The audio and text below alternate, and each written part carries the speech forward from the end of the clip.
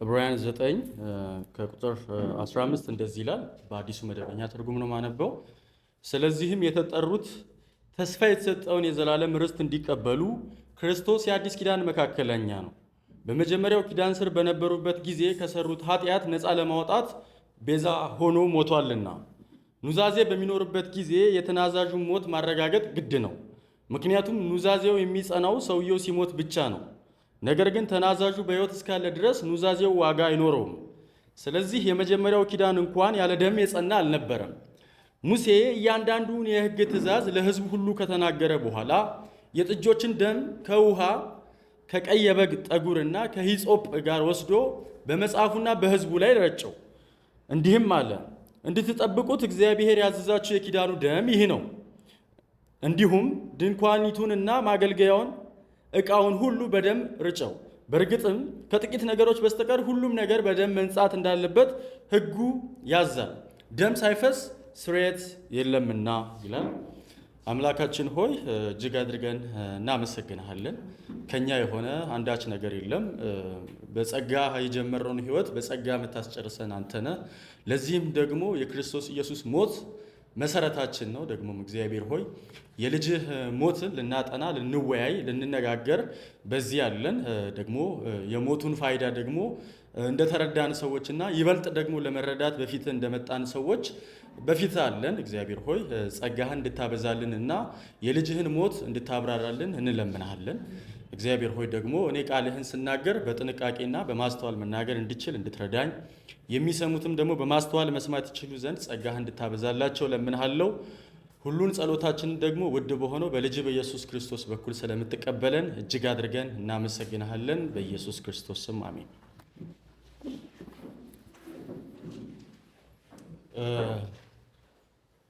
ከስምንት ጀምሮ ያለውን ራፍሊ የተወሰነ ለማብራራት እሞክራለሁኝ። ከዛ ወደ ዛሬው ምንባብ በፍጥነት እገባለሁኝ።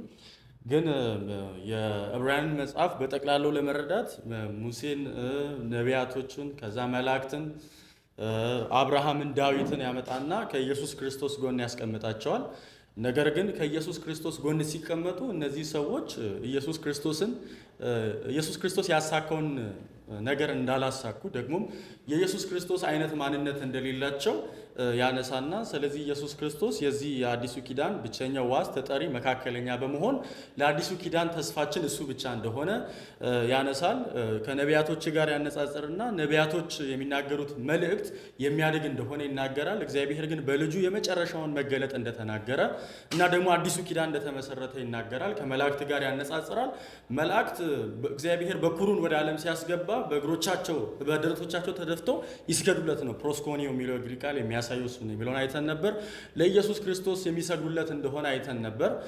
ደግሞም ስለ ልጁ ሲናገር አምላክ ሆይ ዙፋንህን ከጥንት ጀምሮ መሰረት፣ ሰማያት እጆች ስራ ናቸው በማለት ይናገራል። እነሱ ይጠፋሉ፣ እንደ መጎናጸፊያም ትጠቀልላቸዋለህ፣ አንተ ግን ከዘላለም እስከ ዘላለም ሕያው ነህ ብሎ ስለ ልጁ ማንነት በመዝሙር መጽሐፍ የተነገረውን የዕብራውያን ጸሐፊ ኮት አድርጎ ያነሳል። እነዛን አገልጋዮቹ ናቸው ብሎ ይላል። የቅዱሳን አገልጋዮች ናቸው ይላል። ለክርስቶስ ደግሞ የሚሰግዱለት የሚያመልኩት ነው ይላል። ኢየሱስ ክርስቶስ ግን ሰማያትንና ምድርን የፈጠረ ደግሞ ዙፋኑ ለዘላለም ጸንቶ የሚኖር እንደሆነ ይናገራል። ደግሞ እግዚአብሔር አብ ልጁ ኢየሱስ ክርስቶስን አምላክ ወይ ብሎ በግልጽ ሁኔታ ስለ ኢየሱስ ክርስቶስ አምላክነት እንደተናገረ አይተን ነበር። እነዚህ መላእክት የወደቀውን የአብርሃምን ዘር ማዳን እንዳልቻሉ ይናገራል። ኢየሱስ ክርስቶስ ግን መላእክት ሆኖ ሳይሆን ሰው ሆኖ በመምጣቱ የጠፋውን የሰውን ዘር ለማዳን እንደመጣ ይናገራል። ደግሞ ሰው ሆኖ ሲመጣ በፍጹም ለእግዚአብሔር በመታዘዝ እግዚአብሔር ደግሞ ሪዋርድ እንዳደረገው እንደሸለመው አይተን ነበር። ያ የተሸለመውን ስጦታ ደግሞ ኢየሱስ ክርስቶስ ለእኛ እንደሰጠን አይተን ነበር። ኢየሱስ ክርስቶስ ኢተርናሊ ኪንግ ነው፣ ንጉሥ ነው፣ ዘላለምን የሚመራ ዘላለምን የፈጠረ አምላክ እንደሆነ አይተን ነበረ። ግን ለሱ ይሄ ስጦታ ምኑም ነው ከሰራው ከሮጠው አንጻር፣ ምክንያቱም ሁሉ የሱ ነው። ግን ሰው ሆኖ ኢየሱስ ክርስቶስ የሮጠውን ሩጫ በድል በማጠናቀቁ እግዚአብሔር የሰጠውን ሽልማት ለወከላቸው ሰዎች በሙሉ እንደሰጠ አይተን ነበር። ከዛ በሙሴና በኢየሱስ ክርስቶስ መካከል ንጽጽር ያመጣና ሙሴ እግዚአብሔር በሚሰራው ቤት ላይ ታማኝ አገልጋይ ሎሌ እንደነበረ ይናገራል። ኢየሱስ ክርስቶስ ግን የቤቱ ባለቤት እንደሆነ፣ የቤቱ ልጅ እንደሆነ፣ ከዚህ የተነሳ ከቤቱ ይልቅ ቤቱን የሚሰራው የሚበልጥ እንደሆነ ይናገራል። የሚበልጥ ክብር እንዳለው ይናገራል። ከዛ ሙሴን ያመጣውና ከኛ እኩል ያደርገዋል። እኛም ደግሞ ብንታመነው እግዚአብሔርን ብንታዘዘው ደግሞ ቤቱ ነን ብሎ ይነግረናል። ሙሴም ቤቱ ነው፣ እኛም ቤቱ ነን። ክርስቶስ ግን ቤቱን የሚሰራ እንደሆነ ይናገራል። ስለዚህ በሙሴና በክርስቶስ መካከል ያለውን ንጽጽር በዛ መልኩ ካስቀመጠ በኋላ ምዕራፍ 4 ላይ ኢያሱንና ዳዊትን ያነሳል። ኢያሱ እግዚአብሔር የእስራኤልን ሕዝብ ወደ ከነዓን ምድር እንዲያስገባ የመረጠው አካል እንደሆነ አይተን ነበር። ነገር ግን የእስራኤል ማህበረሰብ ከነዓን ገብቶ እንኳን እረፍት ማግኘት እንዳልቻለ ይናገራል። ኢያሱ እረፍት ሰጥቷቸው ቢሆን ኖሮ ዳዊት ስለሌላ እረፍት ቀን ድጋሚ ባልተናገረ ነበር ይላል። ወደ እረፍቱ ገብተው እግዚአብሔር እንደገና ሌላ የእረፍት ቀን መናገሩ በዳዊት በኩል ምን እያልን ነው? እውነተኛው እረፍት ከነዓን አይደለም። እውነተኛውን እረፍት የሚሰጠው ደግሞ ኢያሱ አይደለም። ይልቁንም እውነተኛው እረፍታችን ኢየሱስ ክርስቶስ ነው። ደግሞ በተሟላ የምንጠብቀውን እረፍት የሚሰጠን ራሱ ኢየሱስ ክርስቶስ ነው በማለት ኢየሱስ ክርስቶስ የአዲሱ ኪዳን መካከለኛና ዋስ እንደሆነ ያብራራልናል። ከዛ ከምዕራፍ 5 ጀምሮ እስከ 10 አሁን ደግሞ የምንቀጥለው ከካህናቱ ጋር እና ከሊቀ ካህናቱ ጋር ከመስዋዕቱ ጋር ከመቅደሱ ጋር በሰፊው እያብራራ ይመጣል። ኢየሱስ ክርስቶስ በሊቀ ክህነቱ ብሉይ ኪዳን ላይ ካሉት ሊቀ ካህናት ይበልጣል። በመስዋዕቱ ብሉይ ኪዳን ላይ ካቀረቡት መስዋዕት ይበልጣል። በገባበት መቅደስ ብሉይ ኪዳን ላይ ከነበረው መቅደስ እጅግ የሚለይ እንደሆነ ይናገራል። ምዕራፍ 8 ላይ ነው ሞር ይህንን ነገር እያብራራ የመጣው። ምዕራፍ 8 ላይ በሙሉ አውድ የነገረን ኢየሱስ ክርስቶስ ከብሉይ ኪዳን ሊቀ ካህናት የሚበልጥባቸው መንገዶች በሶስት ዘርዝሮልን ነበር። አንደኛ ኢየሱስ ክርስቶስ ለሚሻል ኪዳን ዋስ ስለሆነ የኢየሱስ ሊቀ ክህነት ይበልጣል ብሎን ነበር። ሁለተኛ በሚሻል ቤተ መቅደስ ውስጥ አገልጋይ ስለሆነ የኢየሱስ ሊቀ ክህነት ይበልጣል የሚለውን አሳይቶን ነበር። ሶስተኛ በሚሻል መስዋዕት አገልጋይ ስለሆነ የኢየሱስ ሊቀ ክህነት ይበልጣል ብሎ ተናግሮን ነበር። ከዛ ወደ ምዕራፍ 9 ላይ ገብተን ከቁጥር 1 እስከ 10 ባለው ቁጥር ውስጥ ደግሞ የአሮጌው ኪዳን መቅደስ ከአዲሱ ኪዳን የሚያንስባቸውን ምክንያቶች ተመልክተን ነበር። በምን ያንሳል? አንደኛ የመጀመሪያው ቤተ መቅደስ ምድራዊ ነበር የሚለውን አይተን ነበር። ሁለተኛ ከእርሱ ለሚበልጠው መቅደስ ምስያ ጥላ ነው እንጂ እውነተኛ መቅደስ አልነበረም የሚለውን አይተን ነበር። ሶስተኛ ሰዎች ሊደርሱበት አይችሉም ነበር። ማለትም ወደ ቅድስተ ቅዱሳን ሰዎች መግባት አይችሉም። እግዚአብሔር አለ ተብሎ ወደሚታሰበው ወደ እግዚአብሔር ፕሬዘንስ መግባት አይችሉም ነበር። አሮጌው መቅደስ ከዚህ የተነሳ ደካማ ነው። አራተኛ ደግሞ ጊዜያዊ ነበር፣ የሚፈርስ ነበር። ምዕራፍ 8ን ስንመለከት ይህንን አይተን ነበር። ያፈጀው ሊጠፋ ተቃርቧል የሚለውን ተናግሮ ነበር። ስለዚህ አሮጌው መቅደስ የሚጠፋ መቅደስ እንደሆነ ይናገረናል። አምስተኛ አገልግሎቱ ውጫዊ እንጂ ውስጣዊ አልነበረም። የሰዎችን ውጫዊ ነገር የሚያነጻ እንጂ የሰዎችን ፕሮብሌም ውስጣዊ የሆነውን ነገር የሚያነጻ እንዳልነበረ ተመልክተን ነበር። ሮቤል እዚህ መቀመጥ ትችላለህ። እሱ ከእናት ጋር መሆን ይችላል።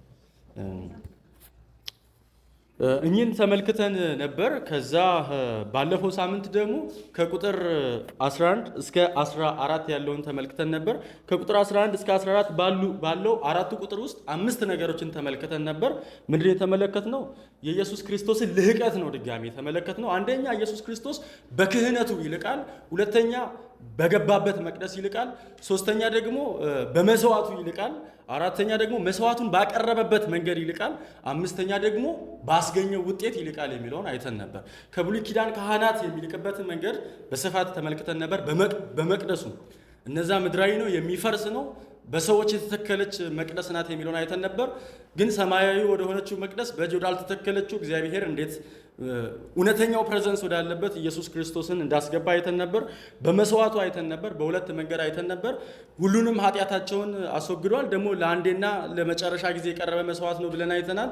ደግሞ ያቀረበው ራሱን ነው። የፍየሎችን፣ የጥጆችን፣ የኮርሞችን ደም ይዞ አይደለም የገባው የሚለውን ተመልክተን ነበር። ሌላ ደግሞ ባቀረበበት መንገድ ይልቃል የሚለውን አይተን ነበር። ያም በዘላለም መንፈስ አማካኝነት ራሱን ነውር አልባ አድርጎ እንዳቀረበ አይተን ነበር። ይህንን ስንመለከት ያቀረበው ነውር አልባ ሆኖ ነው መስዋዕቱን ያቀረበው። የብሉይ ኪዳን መስዋዕቶች ነውር አለባቸው። መስዋዕቱን የሚያቀርቡ አካላት ነውር አለባቸው። ደግሞ መቅደሱም በራሱ እግዚአብሔር የረከሰ ነው ብሎት ነበር። ኢየሱስ ክርስቶስ ያቀረበው መስዋዕት ነውር የሌለበትም። አቅራቢው አካሉ ራሱ ከደሙ ባለፈ ነውር የሌለበት ደም ብቻ ሳይሆን ነውር የሌለበት ፐርሰንም ነው።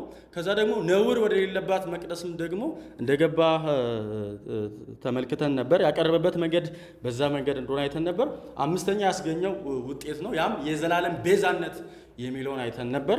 ስለዚህ በክርስቶስ ኢየሱስ ወደ አዲሱ ኪዳን ተዋይቶ የመጡ ሰዎች ቤዛነታቸው ዘላለማዊ ነው፣ የማይቋረጥ እንደሆነ ያገኙት ህይወት ዘላለማዊ ህይወት እንደሆነ ለመመልከት ሞክረን ነበር። ዛሬ ከቁጥር 15 እስከ 22 ያለውን 7 ቁጥሮች የምንመለከት ይሆናል።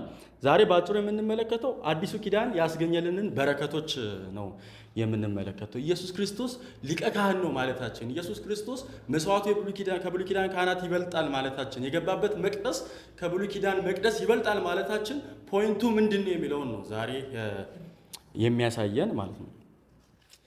ያው በብሉይ ኪዳን እንደምታውቁት እግዚአብሔር ከህዝቦች መካከል የመረጣቸው ህዝቦች እንዳሉ እናውቃለን። እነሱም እስራኤላውያን ናቸው። እግዚአብሔር ከጸጋው የተነሳ የእስራኤልን ማህበረሰብ ይመርጣል። ደግሞ ከእርሱ ጋር መኖር እንዴት እንዳለባቸው እግዚአብሔር ማን እንደሆነ ማንነቱን ከእነሱ ምን እንደሚፈልግ ለእነሱ ምን እንደሚያደርግና እነሱ ምን ማድረግ እንዳለባቸው እንዲረዱ ደግሞ ህግን ሰጥቶ ነበር።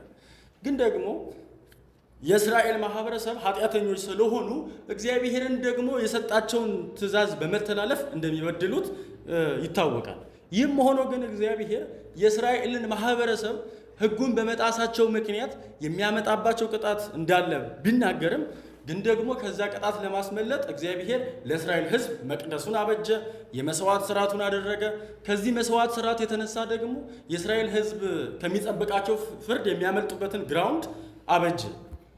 ይሄ የእስራኤል ህዝብ ታሪክ ነው። ይሄም ሆኖ ግን እግዚአብሔር በዚህ ልክ ወደ እነሱም ቀርቦ መቅደሱን ሰጥቶ ህጉን ሰጥቶ መስዋዕት እንዲያቀርቡ አድርጎ በዚህ መንገድ ለመታረቅ ወደ እነሱ ቢመጣም የእስራኤል ማህበረሰብ ግን መቅደሱን አርክሰውታል። መስዋዕቱ በትክክል መንገድ አይቀርብም። እግዚአብሔር በዚህ መቅደስ ውስጥ አልኖርም ብሎ እግዚአብሔር ሲናገር እንመለከታለን። በዚህ ልክ እግዚአብሔር ወደ ህዝቡ ሲቀርብ፣ ህዝቡ ደግሞ በዛው ልክ ደግሞ ከእግዚአብሔር ሲሸሹ ነበረ። ግን ደግሞ በጣም የሚያሳዝናችሁ ከእስራኤል ማህበረሰብ ውጭ ያለው ማህበረሰብ እግዚአብሔር የሌለው ኤፌሶን ላይ እንደሚነግረው ያለ ክርስቶስ ነበራችሁ፣ ከእስራኤል ወገንነት ርቃችሁ ለቃል ኪዳኑ ተስፋ ባዕዳን ሆናችሁ በዚህ ዓለም ላይ ተስፋ አጥታችሁ ያለ ክርስቶስ ነበራችሁ ይላል። እግዚአብሔር የላቸው፣ ክርስቶስ የላቸው፣ ኪዳን የላቸው፣ ተስፋ የላቸው። በጣም የሚገርመው እነዚህ ነገሮች አለመኖራቸው ብቻ ሳይሆን በዚህ ምድር ላይም ደግሞ ተስፋ አልነበራቸውም ይላል። እኛ እንደዚህ አይነት ሁኔታ ውስጥ ነበር። ግን እግዚአብሔር አዲስን ኪዳን እንደሚገባ ተስፋ ሲሰጥ የእስራኤልን ሪስቶሬሽንን ብቻ አይደለም የሚያካትት ተስፋ የሰጠው። ይሄ ተስፋ እኛንም እግዚአብሔር የሌለን ጣዖት አምላኪዎች ምንም ተስፋ የሌለን፣ ባጭሩ የእስራኤል ማህበረሰብ ህጉን ቢታዘዙ ተስፋ አላቸው። ዘዳግም 27 እና 28 ላይ ህጉን ቢጠብቁ በረከት አላቸው፣ ህጉን ባይጠብቁ ደግሞ እርግማን አላቸው። ቢያንስ እስራኤላውያን እንዲህ አይነት ተስፋ አላቸው። እኛ ግን ከእንደዚህ አይነት ተስፋ የራቅን ፍርድ ብቻ የሚጠብቀን ሰዎች ነበርን።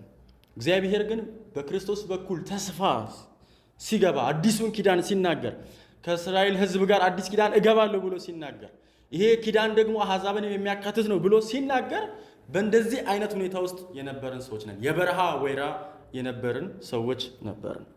አዲሱ ኪዳን በነገራችን ላይ ሞር ከእስራኤል ይልቅ እኛ ነው ሊያስደስት የሚገባው። እኛን ያው አሕዛብ ነን። ያው በክርስቲያን ቤተሰብ ብናድግም ኢትዮጵያ ውስጥ ክርስትና እየተሰበከ እንዳለ ብንሰማም ግን ደግሞ ኦሪጂናችን አሕዛብ ነበርን። ፓጋን፣ ጣዖት አምላኪ፣ እግዚአብሔር የለሽ ነበርን። ግን ይሄ ኪዳን ካስገኘልን አንዱ በረከት እኛን የእግዚአብሔር ሕዝብ አድርጎናል። ኤፌሶን ላይ እንደሚናገረው ከነ አብርሃም ከነ ይስሐቅ ከእነሱ ጋር ከነ ዳዊት ጋር እኩል የመግባት ሻንስ አግኝተናል የሚለውን ይነግረናል ማለት ነው። ዛሬ በደንብ ከዛ ጋር ተያይዞ ከቁጥር 15 ጀምሮ ያለውን በደንብ ለመመልከት እንሞክራለን። ቁጥር 15 ላይ ሲጀምር ስለዚህም የተጠሩት ተስፋ የተሰጠውን የዘላለም ርስት እንዲቀበሉ ክርስቶስ የአዲስ ኪዳን መካከለኛ ነው። በመጀመሪያ ኪዳን ስር በነበሩበት ጊዜ ከሰሩት ኃጢአት ነፃ ለማውጣት ቤዛ ሆኖ ሞቷልና ይላል። ይሄ የግሪከኛውን ቅደም ተከተል በትክክል ከተመለከት ነው የሚጀምረው ክርስቶስ የአዲስ ኪዳን መካከለኛ ነው ብሎ ነው። ስለዚህ ክርስቶስ የአዲስ ኪዳን መካከለኛ ነው ይላል። የክርስቶስን መካከለኛነት ቅድሚያ ያመጣል። ደግሞ ስለዚህ ብሎ ከቁጥር 14 ጋር አያይዞ ነው የሚያወራው። ስለዚህ የሚለው እና የክርስቶስን መካከለኛነት ከምን ጋር ነው የያዘው ካልን ቁጥር 14 ላይ ያም የሚያስረዳን ክርስቶስ ራሱን በዘላለም መንፈስ ለእግዚአብሔር የኃጢአት መስዋዕት አድርጎ በማቅረቡ ኢየሱስ ለአዲሱ ኪዳን መካከለኛ ነው እያለ ነው። ነውር አልባ የሆነ በመንፈስ ቅዱስ አማካኝነት ራሱን ለእግዚአብሔር መስዋዕት አድርጎ በማቅረቡ ምክንያት ስለዚህ ኢየሱስ ክርስቶስ የአዲስ ኪዳን መካከለኛ ነው እያለ ነው። በሌላ አባባል አዲሱ ኪዳን የሚፈልገው ነውር አልባ የሆነ መስዋዕት ነው፣ ለእግዚአብሔር የሚቀርብ መስዋዕት ነው፣ ደግሞ በመንፈስ ቅዱስ አማካኝነት የሚቀርብ መስዋዕት መሆን መቻል አለበት። ስለዚህ በእነዚህ ምክንያቶች ኢየሱስ ክርስቶስ የአዲሱ ኪዳን መካከለኛ ለመሆን በቅቷል እያለ ነው። አዲሱ ኪዳን የእንስሳትን ደም ሳይሆን የሚፈልገው የሰዎችን ደም ነው የሚፈልገው። አዲሱ ኪዳን ሰዎች በዕጣንና በተለያዩ ነገሮች እንዲያቀርቡ ሳይሆን የሚፈለገው በመንፈስ ቅዱስ አማካኝነት እንዲቀርብ ነው የሚፈለገው። አዲሱ ኪዳን የሚቀርበው መስዋዕት ነውር ያለበትን መስዋዕት ሳይሆን ነውር የሌለበት ክቡር የሆነውን የክርስቶስን ደም ነው የሚፈልገው። ስለዚህ አዲሱ ኪዳን ዋስ የአዲሱ ኪዳን ተጠሪና መካከለኛ ለመሆን የግድ ክርስቶስ ያስፈልግ ነበር። ምክንያቱም እንደዚህ አይነት ሊቀ ካህናት በታሪክ ውስጥ ስለሌለ፣ ለዛ ነው ምዕራፍ 8 ስንመለከት እንደዚህ አይነት ሊቀ ካህናት ያስፈልገናል፣ ነውር የሌለበት ከኃጢአተኞች የተለየ ብሎ የዘረዘረው ከዚህ የተነሳ ነው። ስለዚህ ክርስቶስ ያንን በማድረጉ ምክንያት ብቁ ቁመና ላይ መጥቷል። ማለትም የአዲሱ ኪዳን መካከለኛ ለመሆን እግዚአብሔር የሚፈልገውን አይነት መስዋዕት ለመሆን መጥቷል ይለናል። መካከለኛ ነው ሲል አማላጅ ነው ወይም ደግሞ ሰውና እግዚአብሔርን አስታራቂ አገናኝ ድልድይ ነው ማለቱ ነው። በሌላ አባባል አዲሱ ኪዳን ብቸኛው ሊቀ ካህናችን ክርስቶስ ነው ብለን ተመልክተናል። በተዘዋዋሪ ምን እያለን ነው? ብቸኛው አስታራቂያችን ክርስቶስ ነው እያለን ነው። ደግሞም ብቸኛው አማላጃችን ክርስቶስ ነው እያለን ነው። ምዕራፍ 7 ላይ ስለ አማላጅነት በስፋት አይተን ነበር። ስለዚህ ኢየሱስ ክርስቶስ መካከለኛ ነው ስንል አስታራቂ ነው፣ ደግሞም አማላጅ ነው እያልን ነው። ይህንንም ስንል ደግሞ በብቸኝነት ነው ክርስቶስ መካከለኛ የሆነው ማለት ነው። መካከለኛ ግን እዚህ ጋር በጣም ኢንተረስቲንግ የሆነ ነገር በሁለት አካላት መካከል ወይም በሁለት ወገኖች ግሩፖችን መሆን ይችላል መካከል በልዩነቶቻቸው መካከል የተፈጠረ መከፋፈልን መለያየትን የሚያመለክት ነው። ስለዚህ ኢየሱስ ክርስቶስ መካከለኛ ሆኗል ስንል በእግዚአብሔርና በፍጥረት መካከል ሲሪየስ የሆነ ፕሮብሌም አለ ማለት ነው። ከዚህ በፊትም አይተናል። ኢየሱስ ክርስቶስ ለእኛ ሊቀ ካህን ሆኖ መጥቷል ስንል ፕሮብሌሙ ከሲን ጋር የተያያዘ ነው ብለናል። ስለዚህ ሰዎችና እግዚአብሔርን የለየ ሲሪየስ የሆነ ፕሮብሌም አለ። ያም ሲሪየስ የሆነ ፕሮብሌም ኃጢአት ነው። ይህ ኃጢአት ስንል ግን አሁን አንዳንድ አካላት እንደሚሉት ጣዖትን ማምለክ ብቻ ነው እንደ ትልቅ ኃጢአት የሚታየው በእስራኤል ማህበረሰብ ውስጥ፣ ከዛ ውጭ ያሉት ኃጢአቶች እንደ ኃጢአት አይታዩም ብለው የውድቀታችንን ጥልቀት ላላደርገው የክርስቶስን አዳኝነት ወደ ኪዳኑ ከመግባት ባለፈ ትርጉም የሌለው እንደሆነ አድርገው በማቅረብ የተነሱ አዳዲስ ትምህርቶች እንዳሉ እናውቃለን።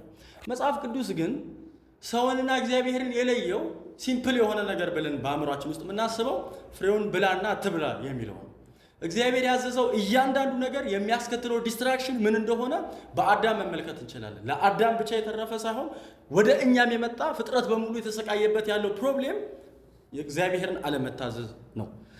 ከዚህ የተነሳ ሰው ከኃጢአቱ የተነሳ በእግዚአብሔርና በሰው መካከል ትልቅ ልዩነት መጥቷል። ይሄ ልዩነት ሰው መሙላት ስለማይችል ነው ክርስቶስ መካከለኛ ሆኖ የመጣው።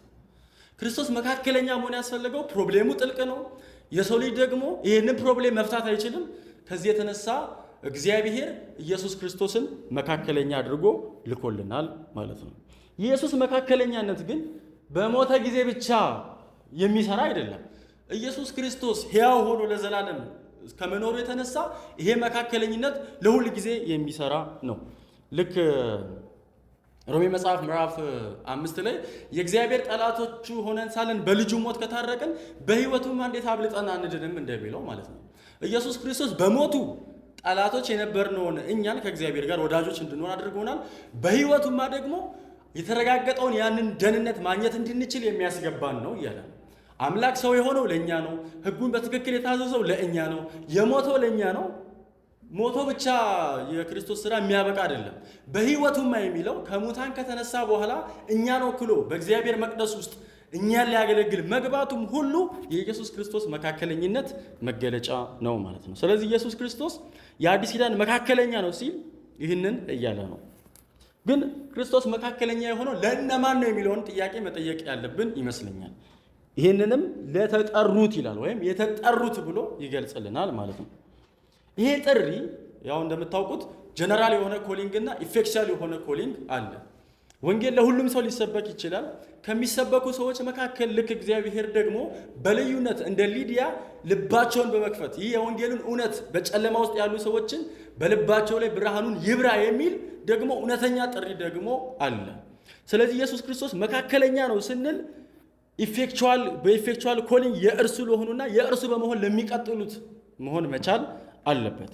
ኢየሱስ ክርስቶስ መካከለኝነቱ ላልተጠሩ ሰዎች አይደለም ማለት ነው። በሌላ አባባል በኢፌክቹዋል ኮሊንግ እግዚአብሔር ለሚጠራቸው ሰዎች ነው።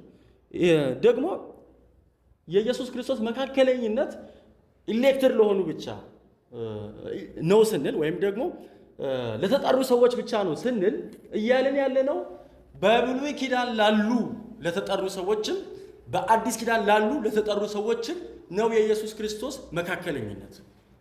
የኢየሱስ ክርስቶስ መካከለኝነት ኢየሱስ በሕይወት ዘመኑ ወይም ሰው ሆኖ ከመጣ በኋላ ለሚኖሩ ሰዎች ብቻ የሚሰራ መካከለኝነት አይደለም።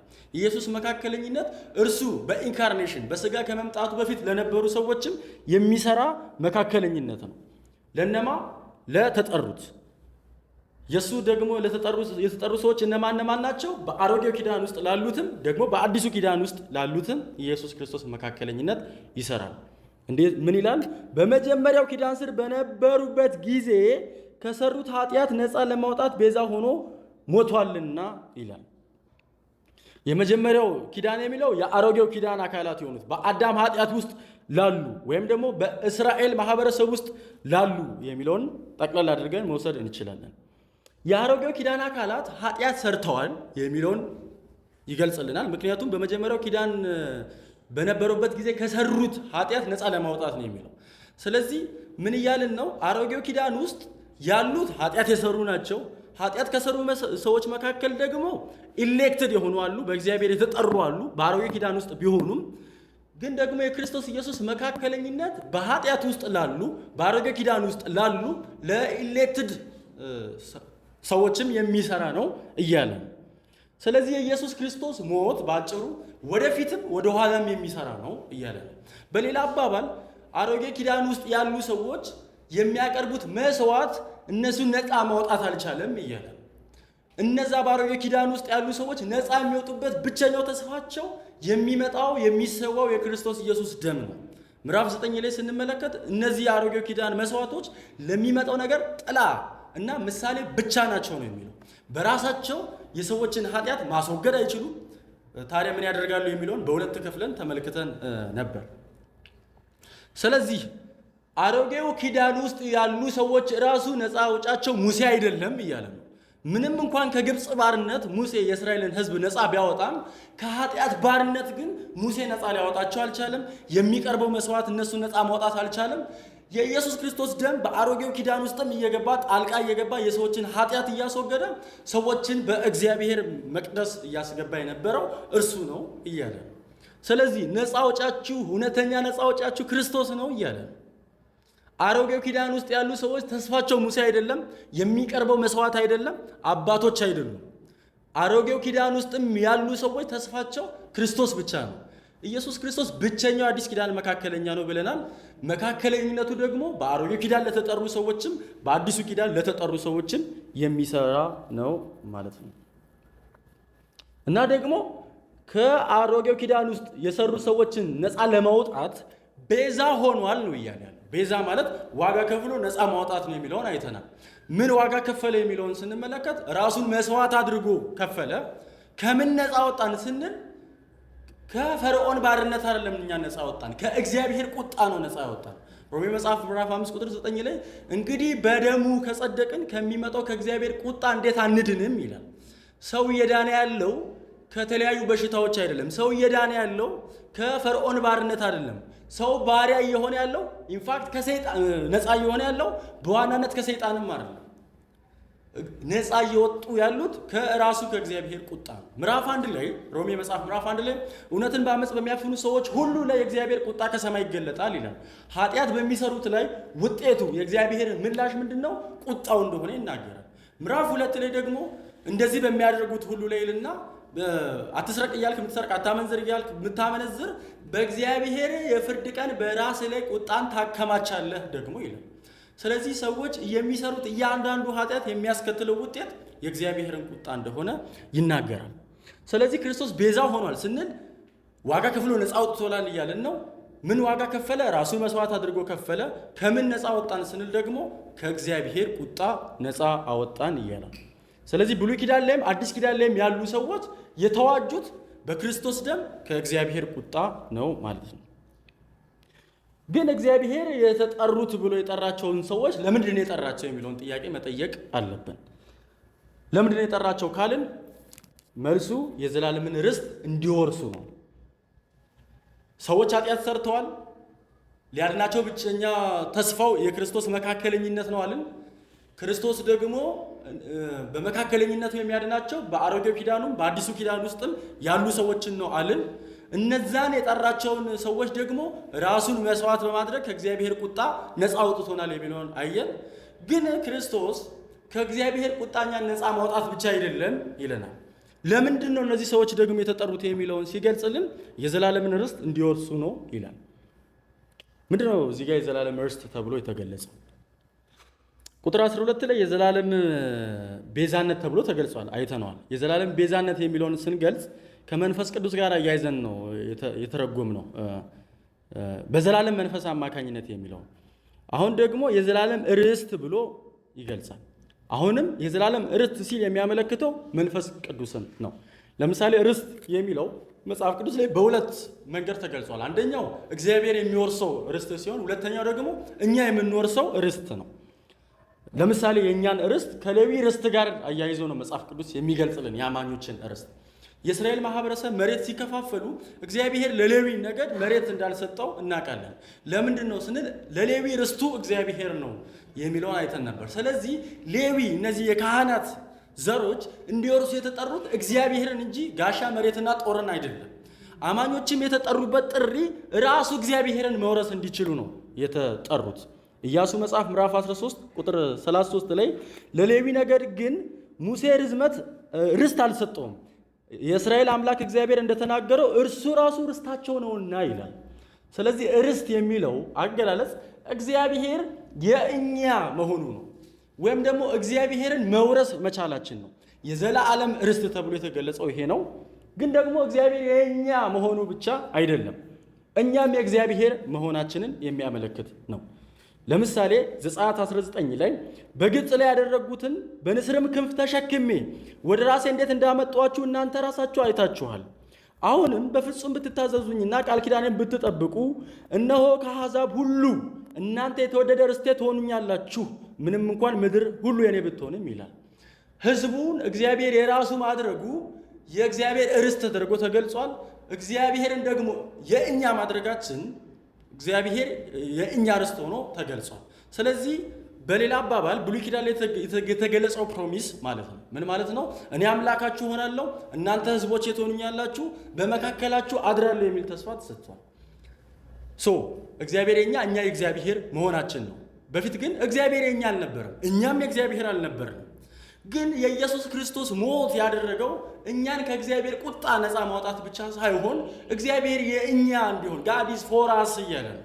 እግዚአብሔር አሁን የእኛ ጠላት አይደለም። በኃጢአታችን ምክንያት ሊያጠፋን ሰይፉን አያነሳም።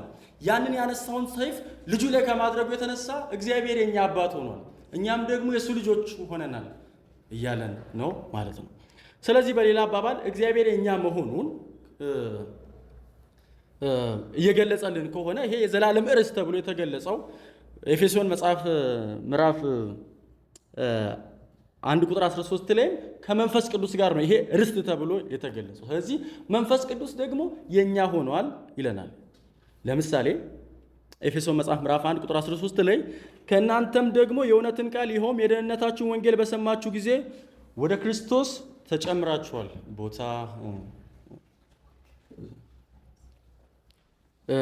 ወደ ክርስቶስ ተጨምራችኋል አምናችሁም በእርሱም በመሆን ይልና አምናችሁ በክርስቶስ በመሆን ተስፋ ሆኖ በተሰጠው በመንፈስ ቅዱስ ማኅተም ታትማችኋል ይላል።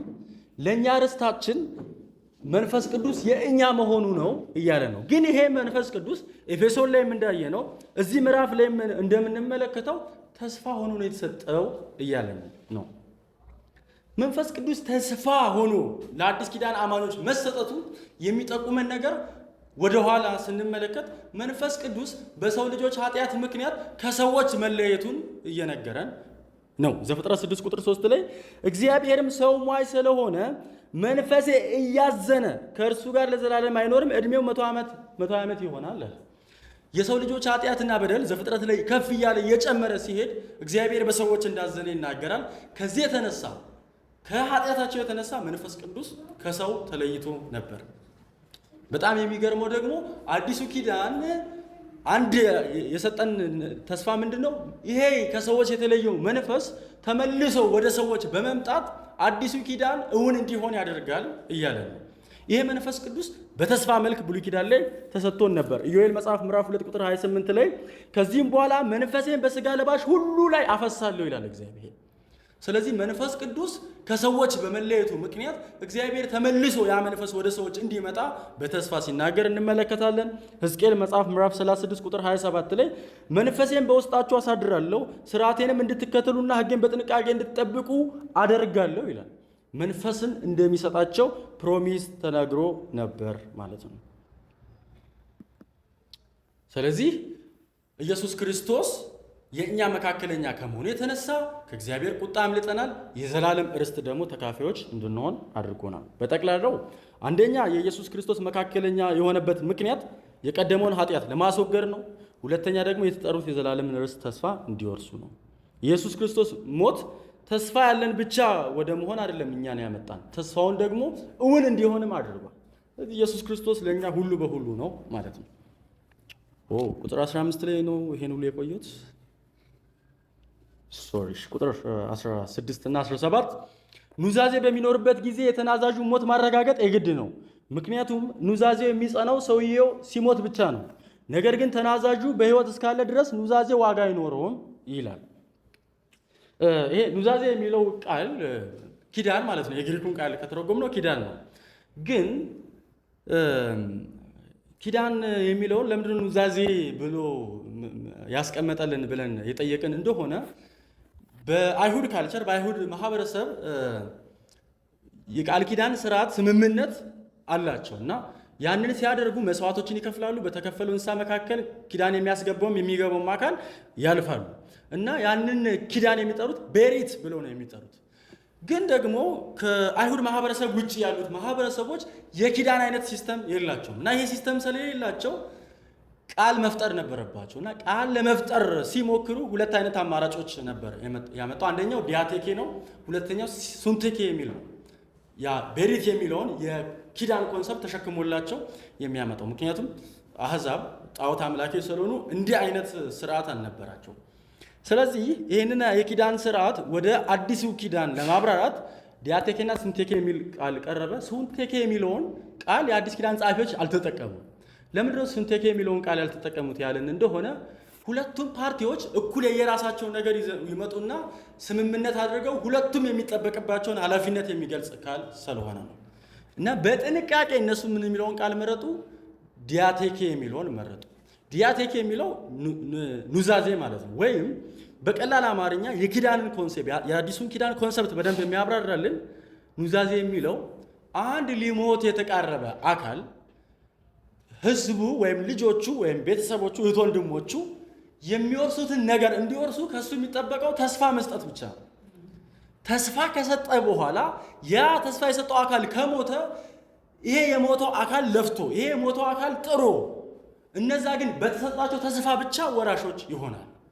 ከዚህ የተነሳ የአዲስ ኪዳን ጸሐፊዎች በጥንቃቄ ኑዛዜ ብለው አስቀመጡት። ዲያቴኬ የሚለው ያንን የሚያሳይ ነው። በተለይም ወደ ታች የመጣን ስንሄድ በጣም ግልጽ ይሆንልናል ይሄ ዲያቴኬው ኮንሰፕት። ስለዚህ በእኛም ባህል የምናውቀው ነገር ነው። ይሄ ተስፋው እውን ወደ መሆን የሚመጣው ሰውየው ከሞተ ብቻ ነው። በህይወት ካለ ግን ምናልባት ሀሳብ ሊቀይር ይችላል፣ ቃሉን ሊያጥፍ ይችላል። እና የዚህ የዕብራውያን መጽሐፍ ይህንን የንዛዜ ኮንሰፕት ያመጣና ሬሌቫንት የሚሆነው ዋጋ እንዲኖረው የሚያደርገው ሟች ተስፋውን የሰጠው አካል ሲሞት ነው እያለ ነው። ከዛ ቁጥር 18 ላይ እና 19 ላይ ስለዚህ ይልና የመጀመሪያው ኪዳን እንኳን እያለ ነው። እንኳን የሚለው ድምፀቱ ቀጥሎ የሚናገረውን ቃል የአዲሱን ኪዳን ሊያጎላው ስለፈለገ ነው። ቀድሞ የነበረው የብሉይ ኪዳን እንኳን ያለ ደም የጸና አልነበረም ይላል። እስራኤልና እግዚአብሔር ያደረጉት ስምምነት የጸናው በዚህ መሰረት ነው የሚለውን ያነሳልናል። ከዛ ሙሴ እያንዳንዱ የሕግ ትእዛዝ ለሕዝቡ ሁሉ ከተናገረ በኋላ የጥጆችን ደም ይዞ ከውሃው ከቀይ የበግ ጠጉርና ከሂሶጵ ጋር ወስዶ በመጽሐፉና በሕዝቡ ላይ ረጨው። ቁጥር 21 ተቀጥሎ እናነባለን። ቁጥር 21 ላይ እንዲሁም ድንኳኒቱና ማገልገያው ዕቃን ሁሉ ረጨው ይላል። ዘጸአት 24ን ከተመለከታቸው ይህንን ያብራራል። የመጀመሪያው ኪዳን እንኳን የጸናው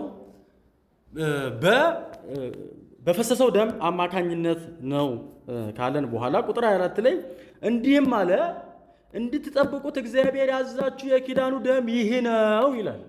የመጀመሪያው ኪዳን በእግዚአብሔርና በሕዝቡ መካከል የተደረገ ስምምነት ነው። ኪዳኑን ከጠበቁ እግዚአብሔር ሪዋርድ ያደርጋቸዋል። ኪዳኑን ካልጠበቁ ደግሞ ፐኒሽመንት አላቸው። ስለዚህ አሮጌው ኪዳን በደም ቢጸናም እንኳን በሁለቱ አካላት ላይ የተደረገ ስምምነት ነው። እግዚአብሔር ሕጉን ከጠበቃችሁ በረከት እባርካችኋለሁ፣ ሕጉን ካልጠበቃችሁ ደግሞ ጀጅመንት ይጠብቃችኋል ነበር ሲል የነበረው። በጣም በሚገርም ሁኔታ የእኛና የእግዚአብሔር ኪዳን ወይም ደግሞ አዲሱ ኪዳን እኛና እግዚአብሔር ተስማምተን የፈረምንበት አይደለም። ለምን ካልን እግዚአብሔር በቀላል አማርኛ እኔን አግኝቶ መንገድ ላይ ከኔ ጋር ለመሆን ትፈልጋለህ ብሎ አናግሮኝ አያውቅም። ተነጋግረንም አናውቅም። በዚህ መሰረት አይደለም እኔም ወደ ክርስትና የመጣሁት። ማናችሁም ደግሞ እዚህ ውስጥ ያላችሁ እግዚአብሔር ከእናንተ ጋር ኪዳን ልግባ ብሎ አግኝቷችሁ ተነጋግሯችሁ ኪዳን አልገባችሁ። እንዲህ አይነትም ሰው ካለ ሐሰተኛ ሰው ነው። ኪዳን እግዚአብሔር በግሌ ገብቷል በዚህ የተነሳ ነው የሚል ሰው ካለ ሐሰተኛ ነው። ይልቁንም በዘላለም ምክር ውስጥ በወልድ በመንፈስ ቅዱስ መካከል ያለው የማዳን ዘላለማዊ ምክር እግዚአብሔር አብ ሰዎችን ለማዳን ይመርጣል። ልጁ ኢየሱስ ክርስቶስ እግዚአብሔር ለመረጣቸው ለነዛ ሰዎች ፍጹም ሰው ሆኖ በመምጣት ለቃል ኪዳኑ ለእግዚአብሔር ሕግጋት ፍጹም ታማኝ ሆኖ ሕግን በመፈጸሙ የተነሳ ኢየሱስ ክርስቶስ ለቃል ኪዳኑ ታማኝ ሆኖ ተገኝቷል። መንፈስ ቅዱስ ደግሞ እግዚአብሔር የመረጣቸውን ልጁ ኢየሱስ ክርስቶስ ራሱን መስዋዕት ያደረገላቸው ሰዎች ወደ እዚህ ኪዳን መግባት እንዲችሉ የድንጋይ ልብን ያወጣና የስጋን ልብ ወይም ሪጀነሬሽን ልባቸውን ይለውጣል። ከዚህ የተነሳ ኢየሱስ ክርስቶስ ለእግዚአብሔር ሕግ ታማኝ ሆኖ በመገኘቱ ስለኛ ኃጢአት እሱ መስዋዕት ሆኖ ከመገኘቱ የተነሳ ነው እኛ ወደ አዲሱ ኪዳን የገባ ነው። ይሄ ኒጎሽዬሽን አይደለም። እኛ ጌታው ይሄን አድርግና እከተልሃለሁ ብለህ ነው አይደለም። እግዚአብሔርም ይሄን ብታደርጉ ይሄን እሰጣችኋለሁ ብሎ ተከትለ ነው ቃል ኪዳን ስምምነት መስርተን አይደለም። የአሮጌው ኪዳን ስምምነት ነበር እንደዛ። አዲሱ ኪዳን ግን የእምነታችን ጀማሪ ምዕራፍ 12 ላይ የሚነግረን ፍጹም አድራጊው የሚሆነው ክርስቶስ ነው ብሎ ነው የሚገልጽልን። ክርስቶስ የኛ መካከለኛ ከመሆኑ የተነሳ ለቃል ኪዳኑ ታማኝ ከመሆኑ የተነሳ ስለዚህ የእግዚአብሔርን የተስፋ ቃላቶች በሙሉ ለመውረስ በተስፋ የተጠባበቅን ነው። ዲያቴኬ የሚለው ይሄኛው ነው። ክርስቶስ የተጠሩት ተስፋውን የተሰጠውን የዘላለም ርስት እንዲቀበሉ መካከለኛ ሆኖ ሞቷል ነው የሚለው። ተስፋ ሰጥቶናል። ያንን ተስፋ ደግሞ ወራሾች መሆን እንድንችል የግድ ክርስቶስ መሞት ነበረበት። የተሰጠ ተስፋ አለ። ያ ተስፋ ደግሞ የኛ መሆን እንዲችል ክርስቶስ መሞት ነበረበት ማለት ነው። ሁለተኛ ቆሮንቶስ ምዕራፍ 1 ቁጥር 20 በእግዚአብሔር የተሰጡ ተስፋዎች ሁሉ አዎን የሚሆኑት በእርሱ ነውና እኛም በእርሱ አማካኝነት ለእግዚአብሔር አሜን የምንለው በዚህ ምክንያት ነው ይላል። እግዚአብሔር የሰጠን ተስፋ በሙሉ እውን የሆነው ከኢየሱስ ክርስቶስ የተነሳ ነው እያለ ነው። ስለዚህ እግዚአብሔር የሰጠው ተስፋ አለ። ያ ተስፋ የኛ እንዲሆን ክርስቶስ የግድ መሞት ነበረበት እያለ ነው። ቁጥር 22 ላይ በእርግጥም ከጥቂት ነገሮች በስተቀር እግዚአብሔር ያዘዛቸው የኪዳኑ ደም በእርግጥም ከጥቂት ነገሮች በስተቀር ሁሉም ነገር በደም መንጻት እንዳለበት ሕጉ ያዛል። ደም ሳይፈስ ስርየት የለም ይላል። እዚህ ጋር አንድ ጥያቄ ይፈጥራል። ከጥቂት ነገር በስተቀር የሚለው ደም ውጪ ሌላ የሚያነጹ ነገሮች አሉ ብለን የጠየቅን እንደሆነ ኋላ ላይ ታች ላይ ደም ሳይፈስ ስርየት የለም በማለቱ ከደም ውጪ ሌላ የሚያነጻ ነገር አለ ብለን እንዳናስብ የሚያደርግ ነው። ታዲያ ከጥቂት ነገሮች ውጪ ሌሎች ነገሮች በደም ይነጻሉ ሲል ምን እያለ ነው? አይ ቲንክ የግሪኩ ትርጉም ኦልሞስት ኦል ቲንግስ ሁሉም ነገር ማለት ይቻላል እያለ ነው እንጂ ከጥቂት ነገሮች በስተቀር እያለ አይደለም። ሁሉም ነገር ማለት ይቻላል የሚነጻው በደም ነው እያለን ነው እንጂ ከጥቂት ነገሮች በስተቀር የሚል ትርጉም የያዘ አይደለም። ስለዚህ ሁሉም ነገር ማለት በሚቻል ደረጃ የሚነጻው ደም ነው። ደም መፍሰስ አለበት ንጹህ ለመሆን። ለዚህም ደግሞ ደም ሳይፈስ ስርየት የለምና ምክንያቱም እያለ ነው። ና የምትለዋን ቃል ወደፊት ካመጣን ሁሉም ነገር ማለት ይቻላል የሚነጻው በደም ነው፣ ምክንያቱም ደም ሳይፈስ ስርየት የለምና እያለ ነው። ግን አሁንም ጥያቄው ይቀጥላል። ደም ሳይፈስ ስርየት የለም ካልን ወንጌላት ላይ የምናያቸውን ታሪኮች ምን እናደርጋቸዋለን? ለምሳሌ ማርቆስ ወንጌል ምዕራፍ 2 ላይ ሽባውን ሰው ኢየሱስ ክርስቶስ ከፈወሰው በኋላ ኃጢአትህ ተሰርያለች ሲል እንመለከታለን። ይህን ሲል ኢየሱስ ደም አላፈሰሰም። እሱ ብቻ አይደለም። ዮሐንስ ወንጌል ምዕራፍ 8 ላይ አመንዝራይቱን ሴት ከዚህ በኋላ ደግመሽ ኃጢአትን አትስሪ፣ ኃጢአትሽ ተሰርዮልሻል ብሎ ሲላት እንመለከታለን። ያን ሲያደርግ ኢየሱስ መስዋዕት አላቀረበም፣ ደግሞ መስዋዕትም አልሆነም ኢየሱስ ክርስቶስ። ታዲያ ደም ሳይፈስ ስርየት የለም ሲል ምን እያለን ነው? መልሱ ቅድም የመለስ ነው። የክርስቶስ ኢየሱስ ደም ወደፊትም ወደ ኋላም የሚሰራ ነው። የክርስቶስ ደም እግዚአብሔር የጠራቸውን ሰዎች ሊያነጻ ልክ ቀጣይ ሳምንት እናያለን። በየዕለቱ ኃጢአት ሲሰሩ መስዋዕት ማቅረብ አይጠበቅበትም። አንዴ ያቀረበው መስዋዕት ለሁሌም የሚሰራ ከመሆኑ የተነሳ ኢየሱስ ክርስቶስ በምድር ላይ ቆይታው ኃጢአት ተሰርዮልሃል ብሎ ሲል የልጅ የኢየሱስ ክርስቶስ ደም ወደ ኋላም እየሰራ ስለሆነ ግን ጥያቄው እዚህ ጋር ብቻ አያበቃም። ብሉይ ኪዳን ላይ ታዲያ የመንጻት ስራ የመታጠብ ስራ ታዲያ ለምን አስፈላጊ ሆነ? ከመንጻት ጋር የተያያዘ አይደለም ወይ ካልን እነዚህ የመንጻት ስርዓቶች ሰዎች ወደ መቅደሱና ወደ መስዋዕቱ መቅረብ እንዲችሉ የሚያደርግ እንጂ ኃጢአታቸውን የሚያነጻ አይደለም። መቅደሱ ሆሊ ነው። እዛ አካባቢ ሆሊ የሆኑ ሰዎች መገኘት አለባቸው። ከዛ በሴርሞኒያል ሎ በምንለው የረከሱ ሰዎች መስዋዕት ለማቅረብ እንኳን ኃጢአታቸው ተቀባይ ስርየት ማግኘት እንዲችል እንኳን አስቀድሞ እነዚህ አካላት ንጹህ መሆን መቻል አለባቸው። ስለዚህ ምን እያለ ነው? ደም ሳይፈስ ስርየት የለም የሚለው በሕጉ የተጻፈውን ይዞ ይመጣና በኢየሱስ ክርስቶስ የተሰጡን ተስፋዎች በሙሉ እውን የሚያደርገው ይህ የኢየሱስ ክርስቶስ ሞት ነው እያለ ነው። የኢየሱስ ክርስቶስ ሞት የግድ አስፈላጊ ነው። ያለ ኢየሱስ ክርስቶስ ሞት አዲሱ ኪዳን አይጀመርም። የአዲሱ ኪዳን ተስፋዎች የእኛ አይሆኑም። አዲሱ ኪዳን የተጀመረውና የአዲሱ ኪዳን ተስፋ የእኛ የሆነው ኢየሱስ ክርስቶስ ከመሞቱ የተነሳ ነው የሚለው ነው በግልጽ የሚነግረን። ከዚህ በኋላ በደንብ የሚያብራራው ይሄ የኑዛዜውን ኮንሰፕት ነው። ከቀጣይ ሳምንት ጀምሮ የምናየው እግዚአብሔር ለጠራቸው ሰዎች የሰጠውን ተስፋ እንዴት አንድ በአንድ በልጁ ሞት እንደፈጸመ ኦልድ ቴስተመንት ላይ ያሉ ፕሮሚሶች በሙሉ የዕብራውያን ጻፊ አንድ በአንድ ተፈጽመዋል እያለ ይህም ደግሞ ከክርስቶስ ሞት የተነሳ ነው ይለናል ማለት ነው። ከዚህ ጋር ተያይዞ አንድ መመለስ አለብኝ ብዬ ማስበው የመጨረሻ የኛ ንስሐና የኛ እምነት ኃጢአታችንን በራሱ አያነጻም። ሲጀመር የኛ ንስሐና የኛ እምነት ኃጢአትን አንጽቶም አያውቅም፣ ሊያነጻምም አይችልም። ሊያነጻ የሚችለው የክርስቶስ ኢየሱስ ደም ነው። ንስሐችንና እምነታችን የሚያርፍበት ኦብጀክት አለ። እግዚአብሔር የጠራቸውን እነዛን አካላት በልጁ ሞት ስለታረቃቸው በንስሐና በእምነት ይሄኛውን የእግዚአብሔርን ፕሮሚስ የእኛ እናደርገዋለን እንጂ እድሜ ልክህን ገዳም ገብተህ እድሜ ልክህን ጾመ ጸልየ ያንተ ንስሐ ያንተ እምነት በፍጹም ያንተን ኃጢአት ሊያስወግድ አይችልም። እንደዛ ቢሆን ኖሮ ክርስቶስ መሞት ባላስፈልገው ነበር። የእኛን ኃጢአት ሊያስወግድ የሚችለው ይህ የኢየሱስ ደም ነው። በጣም በሚገርማችሁ ሁኔታ ብሉይ ኪዳን ላይ ያለው መስዋዕትን ደግሞ የሰዎችን ኃጢአት ማስወገድ አልቻለም። ኢየሱስ ክርስቶስ በመሞቱ ምክንያት ለአዲሱ ኪዳን የተሰጡ ተስፋዎች በሙሉ የኛ የሆኑት እንዴት ነው? ምዕራፍ 8 ላይ ተመልክተናል። በደላቸውን ደግሜ አላስብም ኃጢአታቸውን አልቆጥርም ብሎ ጌታ ተናግሯል። አልቆልን ነበር ጌታ በደላችንን ቢቆጥር ኖሮ። ክርስቲያን ሆነን እንኳን የበደልነውን በደል እግዚአብሔር ቢቆጥር ኖሮ አልቆልን ነበር። ግን እኛ አለቀልን የምንለውን ጉዳይ ክርስቶስ አለቀልን ለኛ። እሱ እዛ መስቀል ላይ ከመሆኑ የተነሳ የእኛን ኃጢአት ለክርስቶስ ቆጠረው፣ የክርስቶስን ጽድቅ ለእኛ ሰጠን። ከዚህ የተነሳ እግዚአብሔር አባታችን ሆነ፣ እኛ ህዝቡ ሆንን፣ ሆሊ ቴምፕል ሆነን፣ ቅዱስ መቅደስ ሆንን፣ መንፈስ ቅዱስ በእኛ ውስጥ ኖረ ማለት። እንጸልይና እንጨርሳለን።